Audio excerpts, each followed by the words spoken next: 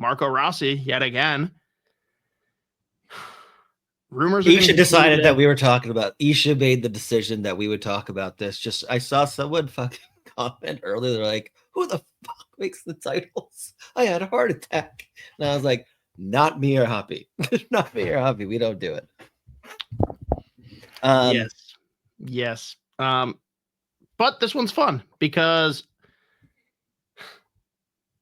the origins of it are dipshits on different podcasts saying things and people taking them as being real. So that's the beauty of us. Like, we know what we are, and I don't think anyone's going to listen to us and like take that as news and go run with it for a headline. So there's that. What was it? Mateo told us before we jumped on. Apparently the the idea that got started from that Canucks show was Rossi would be traded for a second and rights to start negotiating with Brock Besser. That would just be unacceptable. I would lose my mind. It was just like, it's just not any kind of trade that you really see outside of like that's not what it's going to be. Again, I'm going to say the same thing I said last week and pretty much every week. Whatever it ends up being, it's going to be underwhelming. I am like almost positive that there are very few returns that we're going to look at and be like, "Oh, that's interesting. This is incredible from Cole." That's true. Rossi for Pettersson, but it's a random number generator to figure out which Pettersson it is. And all you can just say which Elias Pettersson it is, to be honest, because they're both Elias Pettersson. And Marcus, but I get there's also the Marcus Pettersson in there because I forgot that they re-upped him. That big deal. That could be very fun. More teams need to bring random number generators into their trades. Yeah, big fan of it. I will say though, obviously not a 1-for-1. But I could be talked into the Elias Pettersson pursuit. Yeah, I said this last time we talked about it too. Like, you're always gonna have you're gonna be nervous when you swap like one of your young, very promising players, a player that you drafted top 10 at the center position that you haven't been able to do before, that's producing, that stayed healthy, that like even when Kaprizov was out, like his production didn't really dip that much. You're gonna be like, whenever you part ways with that, you're just going to be skeptical with the returners in general, but like specifically in Pettersson's case, just with all the off ice, or not off ice, but like just drama around him in general, you're always gonna be nervous. But he's a fucking phenomenal hockey player. Like, we know how good he can be, how he has been in the past. Like, we know he can score goals, he can make plays. He's a really good two-way centerman. He's pretty close to like the like mold of player that you think that they might be like looking for anyways. And as far as like long-term center goes, he's not super old. Like, he's not old at all. Like, he's an awesome hockey player. So like, who knows what the deals would be if it ended up being like Elias. If the center, Elias Pettersson from Vancouver, ended up being a part of that trade, it's like, okay, well then I'm more interested than I was before, obviously. Yeah, but I mean, I don't know why Vancouver would do that. Because maybe he's just done. Yeah, unless they know this is or they're just afraid, and this is their last chance to trade him, right? Because it's very different there than if he ends up here. Like, point one, he is taller than Marco Rossi. That's working strongly in his favor. Point number two, he is Swedish. We are basically a second Sweden here in Minnesota. Biggest one, number three, say what you want about Bill Guerin. Like, there are plenty of people that want to praise him, plenty that want to criticize him. He has changed the culture immensely here. And Elias Pettersson is spiraling in Vancouver because the locker room was at odds. Coming here, fresh start, good locker room, good culture to come into. He immediately becomes the second most talented player you've ever had behind Kaprizov. And guess what? The guy who reached for him and drafted him and believed in him is Judd Brackett. I would be all for bringing him here and taking that chance. If it fails and he's still just got whatever kind of mental demons he's battling, then I guess, oh no, we lost. But I like that more than the alternatives that we probably have out there to some form of Rossi trade. The real question is, what all do you have to add into the deal to make a Rossi or Pettersson type swap happen? Plus the fact that you would be absorbing that 11 point whatever $1 million cap hit plus whatever you're going to sign Kaprizov for. But think about it. We're talking about like making these deals to bring in, almost brought in Brock Nelson at 7.5. Bill Guerin would have fucking done it. I'll pay the extra 4 to bring in Elias Pettersson. Maybe you have to forego signing a Brock Besser, although maybe that makes him more inclined to want to come here and get a slightly more affordable deal if it means he's coming here with Pettersson. Imagine that. Oh, Vancouver would melt. It'd be so fun. The room is there if you want to prioritize that piece, which you got him as your 1C. You move Eck down to that second line. Him and Boldy drive one line, Kaprizov and Pettersson. You're not going to have many opportunities to add a player of that caliber, regardless of the risks attached. It's not a health concern. If it was, we're worried that he's going to be hurt, probably a different story, right? Yeah, I mean, again, my initial thought would be outside of Pettersson being like, I need to be traded. Like, this is just not happening. But I would be like, okay, that obviously makes the Marco Rossi trade significantly different. Because again, this whole time, my thought's just been it's going to be an underwhelming return, and I'm going to be really pissed off when it happens. Like that's the other thing too. Like the asking price, I couldn't even. I mean, Bill Guerin's asking price is different than the reality of what he can get. So.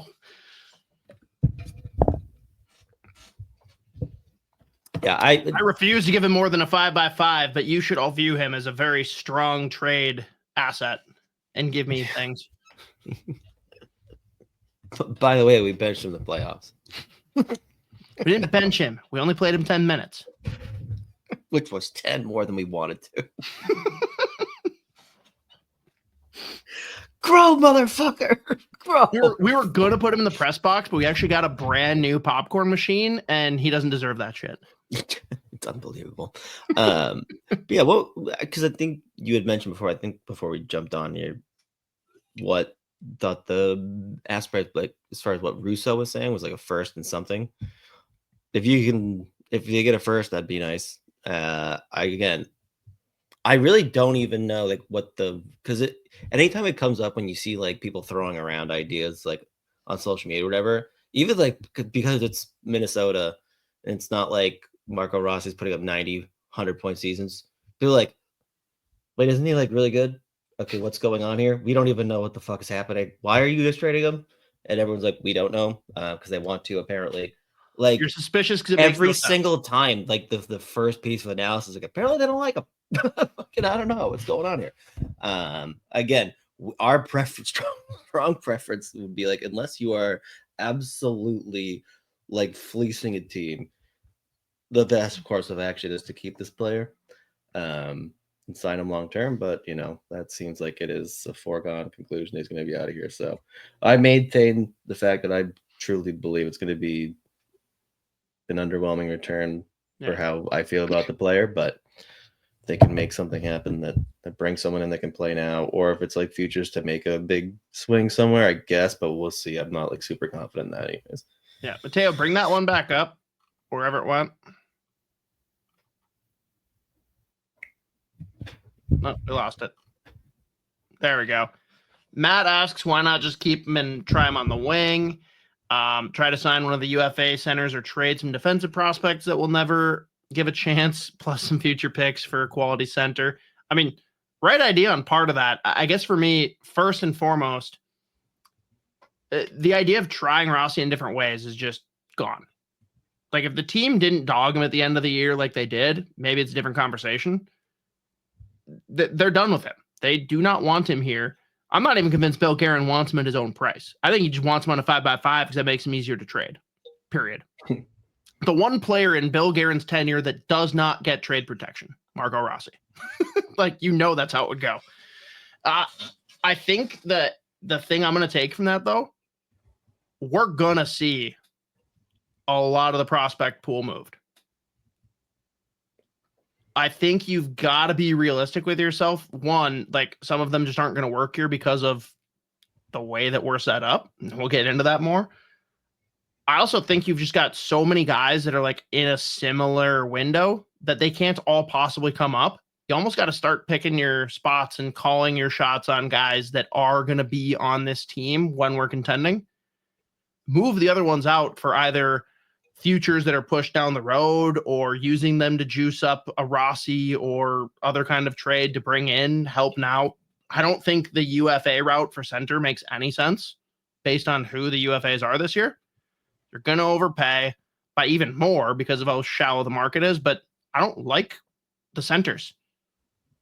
What, you're going to give Duchesne 3 or 4 years? I don't think so. Bennett isn't going to end up here. People need to accept that. I don't know. I don't see a center to be had unless you want to overpay in a trade, because the guys that Wild fans are interested in, it's crazy how they think that Marco Rossi is going to fetch more than he should, but then they think like Tage Thompson can be had for Rossi and Ogren and maybe a second. Like I literally heard that on another podcast that it's going to be Rossi, Ogren, maybe a second, and then the other guy like pushed back and said, "No, you can't be giving up more." Like, okay, we need to be fucking realistic here. This is insane that people don't understand. Like, we overvalue our pieces, but other pieces like, oh no, they suck, even though there's no reason for the team to trade them and they don't want to leave. Like, we are not getting a 1C for Marco Rossi unless we throw in a shit ton more. It's just not happening. Accept it. And the real answer might be we got to wait till next year to figure out our center situation. Mm-hmm. And that's okay if that happens. Don't do something drastic this summer and overpay a Matt Duchesne. And that, I just use him as an example because like he's a guy that I could at least see people talking themselves into. I don't hate the player, but if you're going to give multiple years and you're going to bring in a guy like that who, let's be real, people want to say, oh, he's got familiarity with Hines. Yeah, he also got bought out when he was playing for Hines. Like, what are we talking about here? I don't know. I just don't see a center fix unless you are going to aggressively overpay. And I don't think anyone is going to be prepared for what that actually looks like.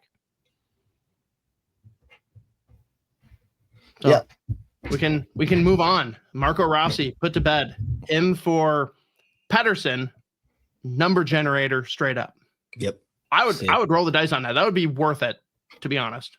It's like, and very funny. It's like the draft lottery show. You've got Rutherford and Guerin sitting there. You watch a neutral arbitrator, click the button for the generator, and we see which Pettersson is going. You've got all three Petterssons sitting there with Rutherford. Rossi is sitting there with Guerin, and as soon as it happens, the two guys switch sides, and then you move on. Highest televised NHL event outside of the Stanley Cup Finals. Easy. I'm in. Cole, brilliant. I love it. Well, we do have to address this before we move on to the next one. Cam, you rock. Every week coming in with the super chats. Do we think Billy is actually coach and GM? Cheers. I'm convinced that he's at least 100% of the GM and at least half of the coach since his start here. Like, I think he brings in coaches that he can control. That doesn't mean they're bad coaches, and that doesn't mean that he makes every single coaching decision. I think Bill Guerin has plenty of say in those decisions that are being made. What say you? I mean, I'm probably of the opinion that there's less input from that. I mean, again, like roster decisions on like a day-to-day or like just like a in-game like shift by shift stuff. I don't think he's a whole lot, but I mean, Dean Evason talked about it when he was here too. He was like, I mean, they're meeting after every game as is. So, I mean, plus you're as a GM that hired John Hines, like they're gonna be pretty close to like being in lockstep anyway. So I don't really know how much influence he has in like the coaching decisions, but as far as like whatever player personnel, yeah, I'd imagine. But like even that though, it doesn't really make sense for him to like. We're probably gonna move Rossi. Play him never. That's what we should do. But I would argue he could easily be like, the fuck are you doing? At least play him third line minutes. Yeah, I mean, I'm just Because saying, it's what like, we're trying to do. even in that, like, press, even like the postseason press or whatever, like, their answers were basically like word Fuck for him. word the same. So, yeah. Iron John, Rossi and Wallstedt, and D prospect for Thompson. Like, if it was Zeev Buoy, sure, maybe they'd consider that. Short of that, like, I think Buffalo says no, thank you. Yeah, I mean, they've got those prospects similar to Rossi as is, plus like you've got Devin Levi. And this past season probably makes you nervous about taking on a one-way $2.1 million contract in Wallstedt, even though we love him. But yeah, plus they're asking. I think there's plenty of teams that'll roll the dice on him, but agreed. In Yeah, a big yeah. trade like that, no, not the piece you want. Big Bear 73, just play Yurov at 1C and be done with it for this year. If we knew that he was coming in and he was ready to be an NHL center, I'm with you. But this is a guy that is coming from the KHL. It's a different game. We're not even positive that he's a center yet. Let's just pump the brakes and slow roll Yurov coming in. If he's the 1C after the Olympic break, I think that could make a ton of sense. But to start the year there, unless he absolutely torches in camp, I don't see that being a likely outcome, but I'm not against it.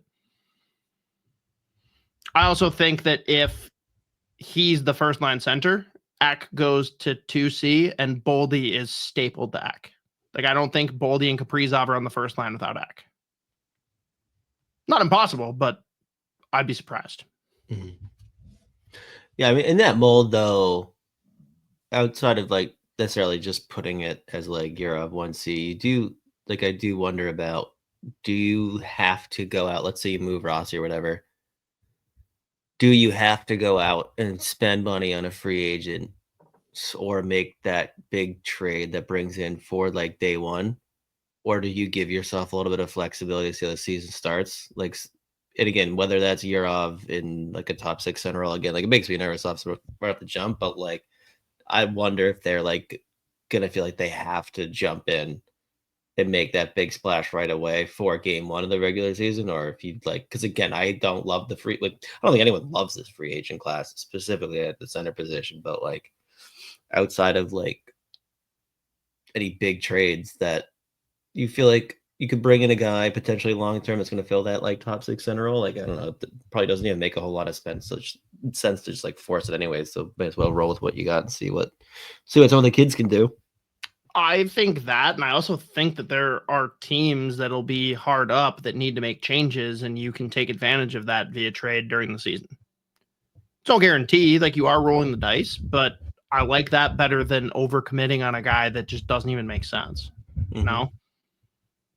Don't go square peg, round hole. And I love, too, that everyone's like argument is like, wait until next year. Look at all the great UFAs. It's like, they're all going to be fucking signed. Like, hey, McDavid's out there. No. Kaprizov's out there going to Chicago. Like, Eichel's out there. No. Like, these guys aren't going to be available. Let's be real. I think the Wild have to either do it organically or through a trade. It's not going to...